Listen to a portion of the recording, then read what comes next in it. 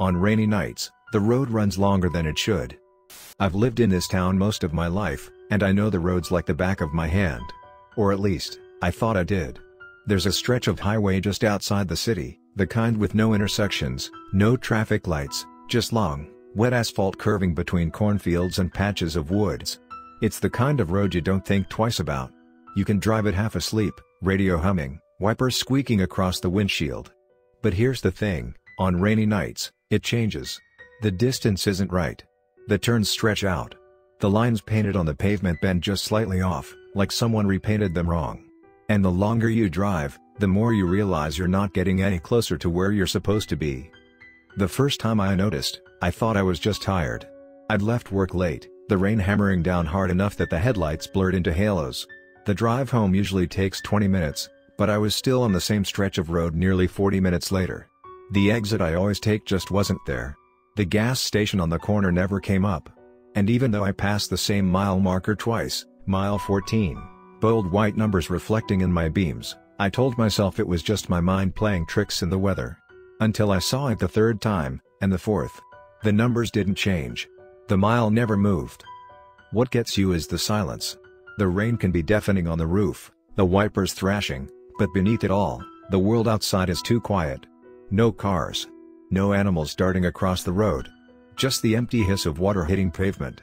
You start to feel boxed in, like the entire universe is reduced to the two red taillights glowing ahead of you, except sometimes there aren't any taillights at all. The road becomes a tunnel of gray and black, lined by endless trees that you don't remember being there. They're too close to the shoulder, too tall, their branches bending unnaturally low as though they're trying to peek into your car. I tried pulling over once, just to get my bearings. I slowed to a crawl, hazard lights blinking, and parked on the shoulder. But the second I put the car in park, the rain changed.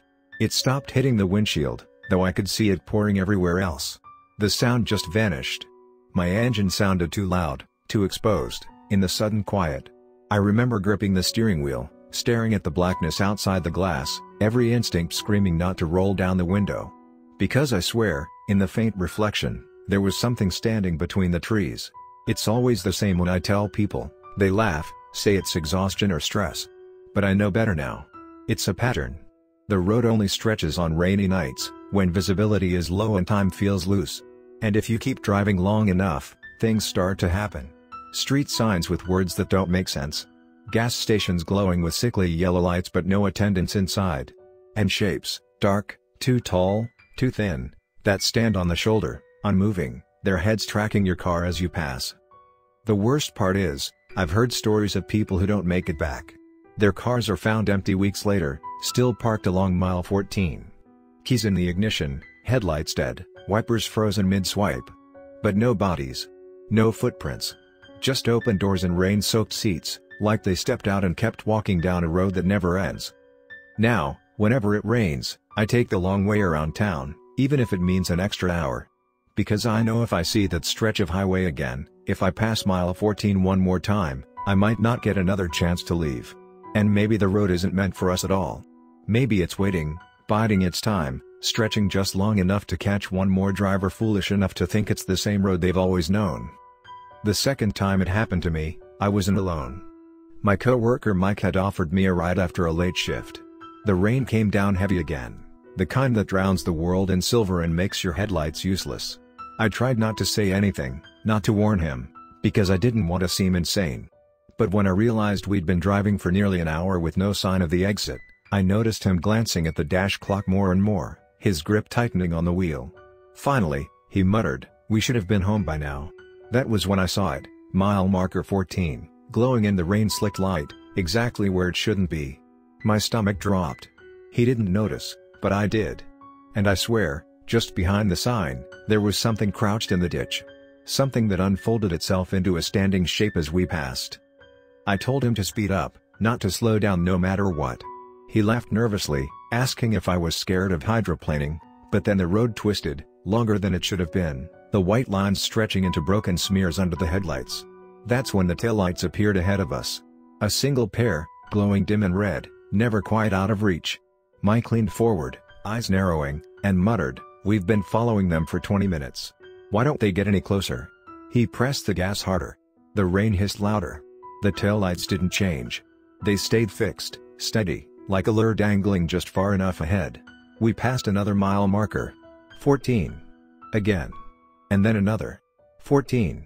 Each one a duplicate of the last, numbers too white, too fresh, their paint glistening unnaturally even in the downpour. That was when Mike's voice broke. He whispered, "How's it still the same mile?" He didn't sound like he was asking me. He sounded like he was asking the road itself. That's when the silence came again, total, suffocating silence, even as the rain still poured. Our engine roared, the tires cut through puddles, but it all sounded muffled, as if underwater.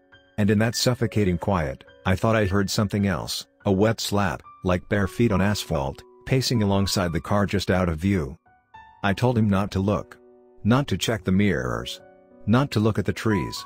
But curiosity is poison. I saw his eyes flick upward, toward the rearview mirror. And then he jerked the wheel violently, swerving us across the lane, almost into the ditch. There was something behind us, he choked out, knuckles white on the steering wheel. His voice cracked higher when he added, "It was running." I didn't ask what he saw, because deep down, I already knew. I had felt it. The weight of something following, keeping pace, waiting for one of us to acknowledge it. We drove for what felt like hours before the silence broke. The sound of the rain came rushing back all at once, loud, deafening, almost a relief. And just like that, the road was normal again. We rolled into the edge of town, trembling and pale, neither of us saying a word. Mike swore later he must have hallucinated. He quit giving me rides after that night. He quit talking to me much at all, as though I had dragged him into something he wasn't supposed to see. But I've kept driving. And I've learned something terrible: the road remembers you. Once you've been on it, when it stretches, it doesn't forget. You can avoid it for months, even years, but one rainy night, it will call you back. Not in any way you'll notice right away. A wrong turn. A detour because of construction. A GPS reroute you don't question until it's too late. Then, before you realize it, you'll see the trees pressed close again, the mile marker standing sharp against the rain, and the red taillights pulling you forward into the dark. Lately, though, I think it's getting bolder. Last week, I was at home when the storm hit. Rain hammered the windows, thunder shook the walls, and in the middle of it, I swore I heard it, the screech of brakes on wet asphalt, echoing right outside. I live nowhere near that highway. My house sits on a quiet suburban street. But when I looked out the blinds, I could just make out a faint glow in the rain. 2 red lights. Fixed. Waiting. I shut the blinds. I turned off every light. I told myself it was a trick of the storm. But deep down, I know. The road isn't just waiting for me out there in the country anymore. It's following. It wants me to drive it again, to stretch myself out thinner and thinner until there's nothing left of me but headlights and wet pavement disappearing into forever. And when it comes next, when I see mile 14 again, I don't think I'll make it back. The rain never stops now, not when I'm on that road. It pours harder, heavier, as if the sky itself conspires to erase the lines of the world, to blur everything except that cursed strip of asphalt stretching endlessly beneath my headlights. The wipers scrape back and forth with frantic urgency, but the glass never clears. Every drop feels thick, almost oily, sliding down like something alive. And through it all, the numbers stand out in cruel defiance: mile 14.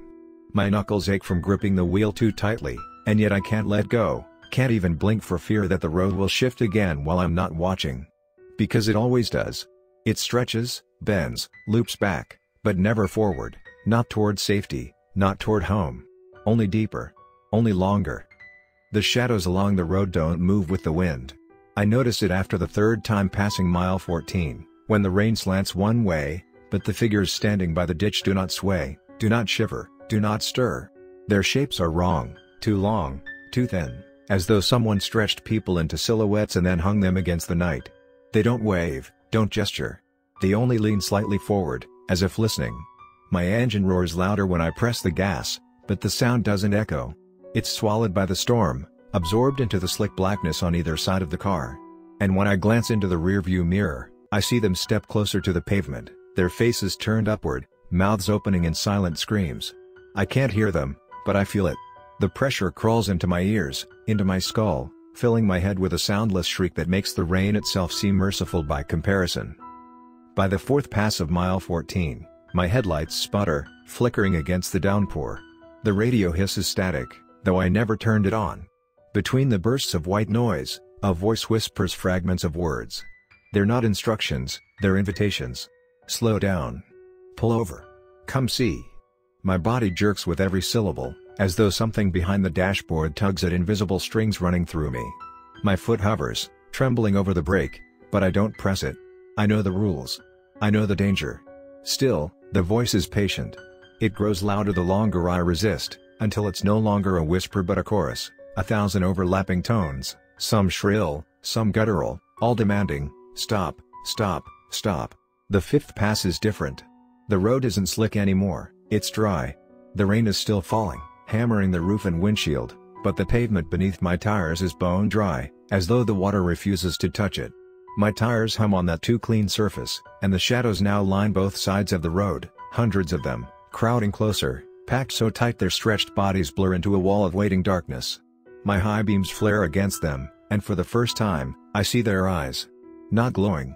Not shining. Just hollow. Holes where something should be, deep enough that I can almost feel myself being pulled into them, almost hear the echo of my own heart bouncing back from the void inside. And then comes the moment I dread most, the one I knew was coming but prayed would never arrive. Mile 14 again.